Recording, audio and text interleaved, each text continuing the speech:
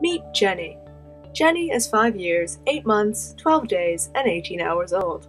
Her favorite color is purple, or pink. She isn't quite sure yet. She refuses to eat her peas because they taste like gross, nasty. Jenny's first words were, "I want a Barbie dream castle!" Meet Jenny's best friend. Jenny's best friend's name is Multi-billion-dollar corporation chief advertising executive. C to Mr. Multi-billion-dollar corporation chief advertising executive. Jenny is the best friend that anyone could ever have, because Jenny, like any other highly impressionable modern child, can be molded into a lifelong consumer, as long as Mr. Multi-billion-dollar corporation chief advertising executive makes friends as early as possible.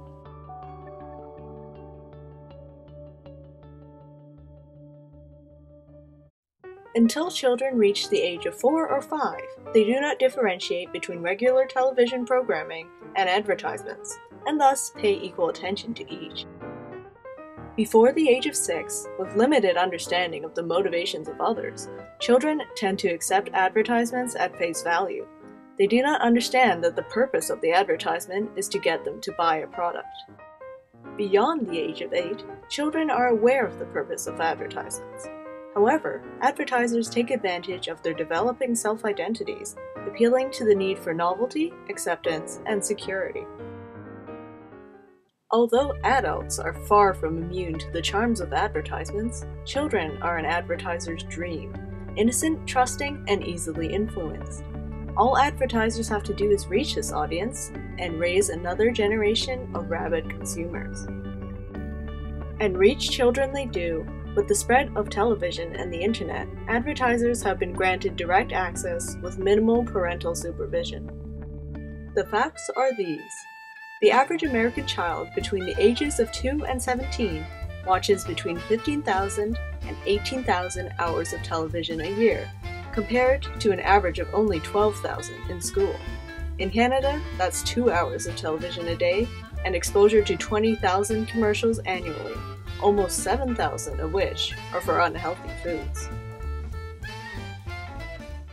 Several countries have implemented bans on ads targeting younger age groups, and activists call for further regulations. However, others argue that reducing advertisements removes a major source of income for television stations, and normal programming will suffer. In the United States, $15 to $17 billion are spent on advertising aimed solely at children, and the investment is rewarding. Children under 11 spend $18 billion annually, and teens spend nearly $160 billion. In addition to direct spending, children and teens influence parental purchases of between $130 and $670 billion a year. Once advertisers have children in their pocket, they possess one of the most effective advertisement tools to date. It's what advertisers lovingly call the nag factor.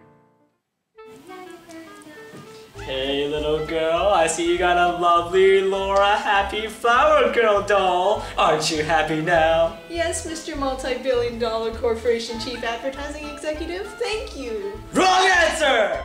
But Dad, the lovely Laura's lonely and all the other girls have all the other dolls. Daddy, please! No, you have enough dolls. Hey little girl, I see you have lovely Laura and all her friends now. Aren't you happy? Yes, Mr. Multi-billion-dollar corporation chief advertising executive, thank you. Wrong answer! But Dad, my dolls are so lame. I need new outfits. All my dolls are so drab and boring. I need them. Hey little girl, so guess what? But Dad, solar power skates are the newest thing. Dad, all my other friends have Tamagotchis. I'm the only one without a Tamagotchi. Dad, come on. But it's Disney World. Everyone loves Disney World. Dad, you're ruining my life. Please! And so, within the past century, we have seen childhood commercialized. Advertisers enthrall children not by solving needs, but by creating needs. Our children are being raised to perpetuate the flaws of today's society: overindulgence, materialism, and wastefulness. Instead of allowing advertisers to raise their children, take these strategies into consideration. Parents, limit your kids' exposure to television and the internet, especially early in life. Educate your children about nutrition to counter the diets presented in fast food ads. Determine shopping purchases ahead of time to prevent the pressure to buy impulsive items. And finally, teach your children the value of money early. As for everyone else, the responsibility of raising the next generation is on you as well. Encourage kids to think critically. Help them understand the intentions of advertisers and the techniques they use. Explain product placement.